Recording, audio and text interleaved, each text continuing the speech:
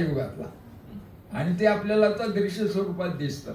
मध्यंतरी अयोध्येला राम आणि सीता आणि लक्ष्मण आले असं म्हणाले, आणि त्याचं आपण सगळ्यांनी टीव्हीवर पाहिलं सगळ्या देशाने.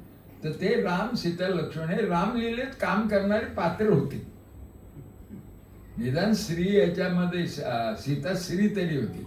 पूर्वी रामलीलेमध्ये पुरुषच केसाचा टोप घालून सीतेचं काम करायचं, आणि त्यांना सबंध युपीचं मंत्रिमंडळ पाय पडलं. आणि म्हणे त्रेतायुगात प्रभू रामचंद्र जसे आले होते तसे आज अयोध्येत आले. म्हणजे एकांना भूतकाळ हवाय आणि इकडं भविष्यकाळ हवाय.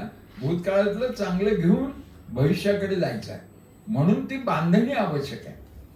आणि त्याला कशा पद्धतीची व्यक्तिमत्व पाहिजे.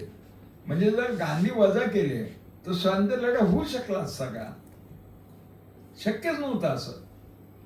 कारण बाकीचे जे पक्ष होते ज्यांना आता भूतकाळ जायचे, यांचे सगळ्यांचे फायनान्सर किंवा सूत्रधार ही संस्था नव्हती. हे शिंदेचं संस्थान, याच्यामध्येच हिंदू महासभा, त्यांचा पंतप्रधान अटल बिहारी वाजपेयी किंवा त्या राजमाता वगैरे सगळं शिंदेच्याच घराण्यातले बाल्यचं.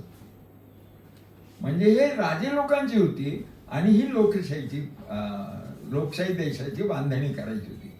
आणि याच्यामध्ये मतभेद होऊ नयेत म्हणून हे केलं. म्हणून हा जो पुणे करार झाला येरवड्याला, त्याच्या आधी तिथे पटेल, महादेवभाई देसाई म्हणजे गांधींचे पीए आणि गांधीजी असे होते. त्या वॉर्डात आम्ही लोक राहून आलोय. तिथे गांधींच्या नावाची एक पार्टी आहे, सरदार पटेल यांचे बाहेर सगळं आहे तिथे कुठे राहिले होते. BR म्हणजे ब्रिटिश लोकांना ठेवण्याचा खास होता. तर त्यावेळेला